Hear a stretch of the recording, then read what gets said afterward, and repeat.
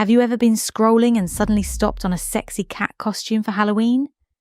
Or noticed how cat eye makeup instantly makes someone look dangerously seductive? Why do we call a playful, flirty woman a sex kitten? Why does catwalk describe that confident runway walk? And why is there Catwoman, leather, whip, pure feline danger, but never a dog woman? This isn't random. It's a pattern that goes back thousands of years. Today we're pulling that thread all the way back, from ancient temples to modern fashion, in order to understand why cats keep getting linked to female sexuality. And the story doesn't start in fashion. It starts in ancient Egypt, where cats are quietly saving the day, killing snakes and rats that would destroy grain stores. Suddenly they're not just useful, they're sacred. Enter Bastet, goddess with a woman's body and a cat's sleek head. She guards the home, blesses fertility, keeps secrets. To the Egyptians, a cat wasn't a pet. It was a symbol of feminine power, graceful, independent, and mysterious. Fast forward to medieval Europe. History takes a dark turn. The same animal once worshipped becomes a symbol of evil. From the 1400s to the 1700s, witch hunts sweep the continent. The church brands independent women, healers, widows, anyone who didn't fit, as witches. And what's always by their side? A cat. Their familiar or spirit companion. Pope Gregory IX even writes an official letter in 1233 claiming cats show up in satanic rituals. The result? Mass killings of cats and women. Why? Because both were nocturnal, elusive, self-reliant, qualities society feared in women who refused to obey. Witches were painted as dangerous, sexually free, socially out of line. A single woman living with a cat? Suspicious, forbidden. Sound familiar? That's where our modern crazy cat lady stereotype was born. The idea that a woman who chooses her own company over marriage must be strange or unstable. Now jump to the early 1900s. Women are fighting for the right to vote, the suffrage movement. Opponents hit back with propaganda cartoons, suffragettes drawn as sneaky, spiteful cats. The message is clear. Women should stay quiet at home, not enter politics. But something interesting happens. Some suffragettes reclaim the image. They start using cat symbolism themselves. Proud, smart, and untamed. Once again, the pattern grows stronger. Cats and women, both linked to freedom and independence. Now, look at the language we still use every day. Catty, used to describe mean or competitive behaviour, often aimed at women.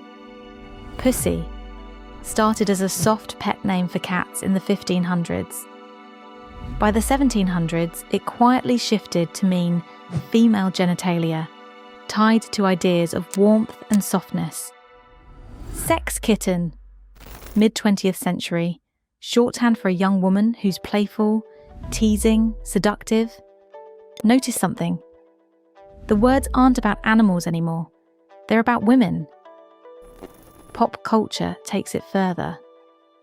1940, Catwoman debuts as Selina Kyle, thief, seductress, Batman's equal and opposite.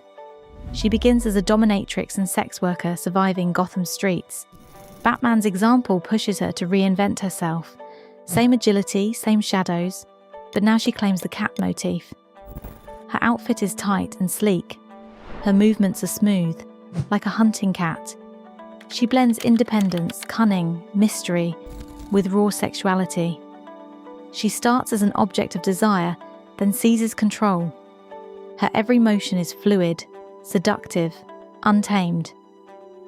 That is the fantasy Catwoman represents. Not just beauty, but control and independence. And the pattern never fades. It gets expensive. Luxury brands love cat imagery because it sells a very specific fantasy. Jaguar cars, sleek, fast, powerful, without shouting. Cartier's Panthère collection uses panthers to signal elegance and strength. Leopard and cheetah prints appear again and again in high fashion.